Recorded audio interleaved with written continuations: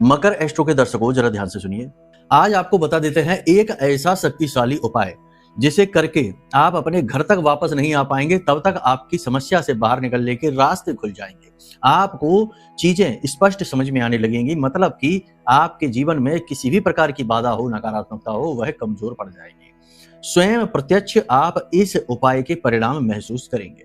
तो इस उपाय को ध्यान से समझ लो और एक बार करके जरूर देखो, फिर क्या रिजल्ट है वो हमें बताना। इस उपाय की जो सक्सेस रेट है वो बहुत हाई है।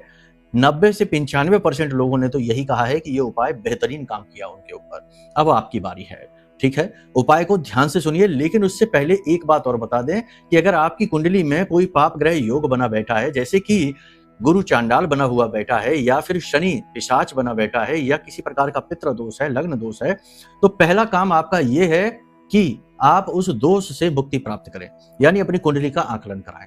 कुछ लोग कहेंगे गुरुजी कुंडली नहीं है हमारे पास तो क्या करें। तो कुंडली नहीं है तो कोई बात नहीं, वीडियो में नंबर है, इन पर फोन करिए। कई अन्य मार्ग भी हैं जिनसे दोषों का पता लगाया जा सकता है, और वो भी बड़ा कारगर तरीका है, लेकिन उसके लिए आप संपर्क तो करिए पहले, तब मार्ग आपको मिलेंगे।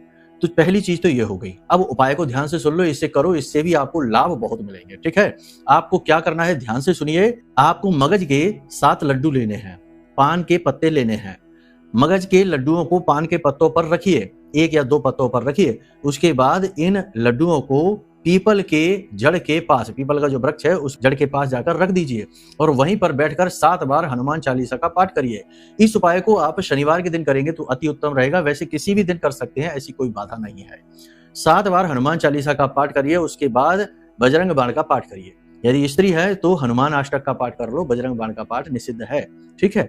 अब वहां पर आपने जब पाठ कर लिया, उसके बाद हनुमान जी से हाथ जोड़कर निवेदन करिए, आपकी जो भी समस्या है, जो भी व्याधि है, उससे मुक्ति की कामना करिए भगवान से।